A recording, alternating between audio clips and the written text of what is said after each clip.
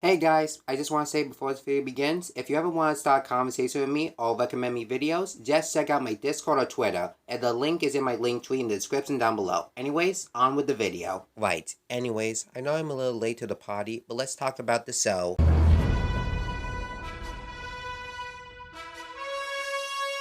For those who haven't been updated in life, Invincible is an American adult animated superhero television series based on the comic of the same name by Robert Kirkman. For the most part, the show is amazing. Good animation, great story, amazing action, and the characters, for the most part, are likable and funny enough. I will admit, when I first heard the show, I didn't really have that much interest in it. I felt like the most notable problem I was going to have with the show was that it was a superhero show. Now, the fact that it was a superhero show at all was not the problem. I've looked at OKKO and the Powerpuff Girls many times and I find them to be great. My problem is when you come down to it, the superhero plot isn't all that interesting.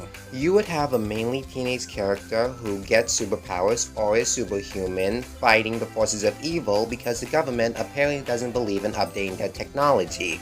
It would also be apparent that these characters would have a secret identity, meaning they couldn't let anyone else know, which resulted in drama. There have been different iterations of the thing, but it's usually that formula. The only time I was actually interested would be something like Megamind, but that's mostly because of its comedy. I just found his secret hideout. How did she find my hideout? How did you find his hideout? This is the only building in Metro City with a fake observatory on the roof. Okay. And surprisingly enough, Super Buddies, but I'm pretty sure that's just because I just like the Air Buddies series.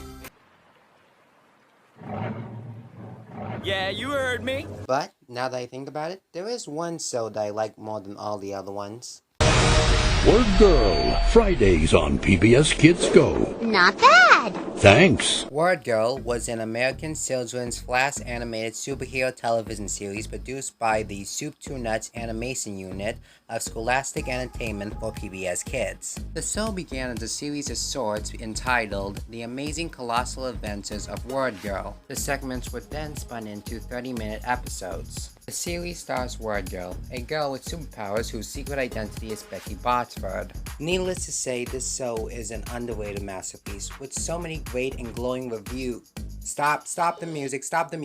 Chuck, Sydney, could you come here real quick? Hey, Tyler, is something wrong? This better be something of importance. I was practicing my running gag. Chuck, were you, mad by any chance because I deleted your Amphibia video? Because at the time of making that video, the video was technically before the Two Colors premiere actually happened. I mean, I was a little mad by it, but not really. Why do you ask? Could you just tell me real quick what's wrong with this image?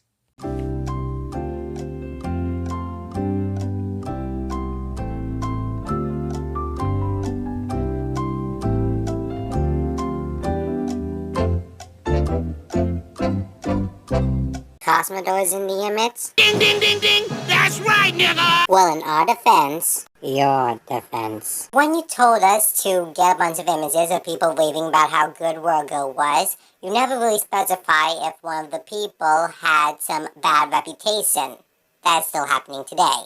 Well, A, I thought that was a given, and B, just don't let it happen again because I don't want people getting the wrong idea. Alright, fair enough. Might as well get this out of the way. Get what out of the way? She's alright, right? Definitely, possibly, maybe. Anyways, you might be asking, what does a show about a girl who becomes a superhero with a handful of meanings in her dictionary, memorized, and is able to define any given word at a moment's notice have to do with a show with moments like these?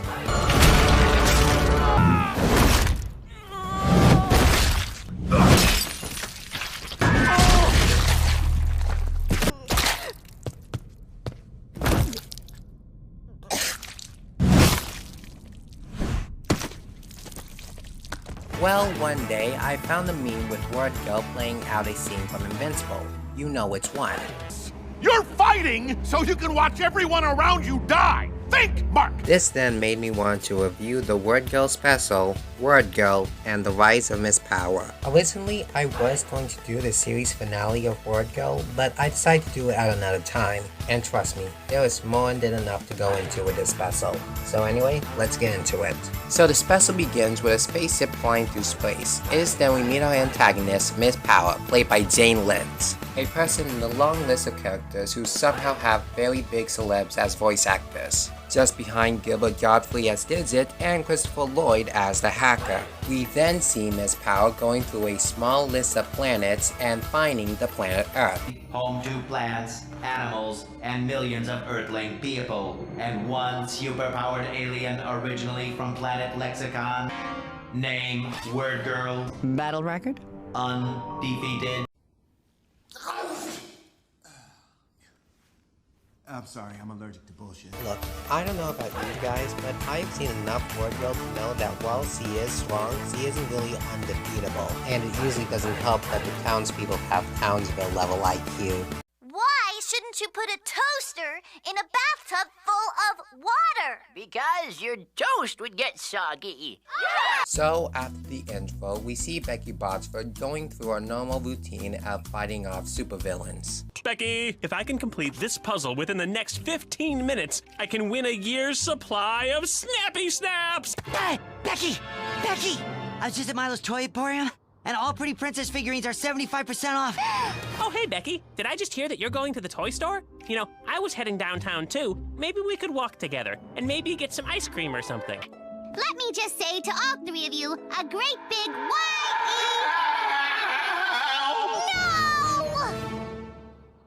The police can handle it. I don't have to... Fine. So, after fighting Dr. Two Brains, he meets Miss Power. We've come to Earth, looking for you, Earth's greatest champion. You've battled lots of evil and, hideous... Is that a brain on the outside of your head? Uh-huh. Like it? Yikes. Alright, might as well get this one out of the way. You see, not a lot of people know this, but Dr. Two Brains once was a friend of WordGirl, known as Professor Stephen Boslither. While doing one of his experiments, he was hooked up to a lab rat named Squeaky. When Boslither wasn't looking, Squeaky pressed a button and resulted in his mind being fused with Squeaky's. This caused Dr. Two Brains to come into one being, which is why he always has a brain sticking out of his head and why he's so addicted to cheese.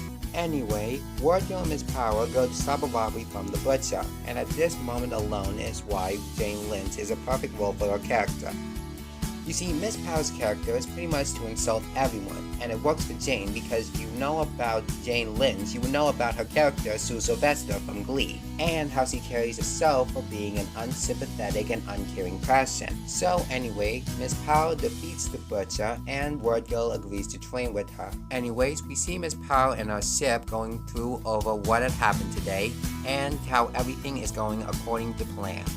Hear ye, hear ye!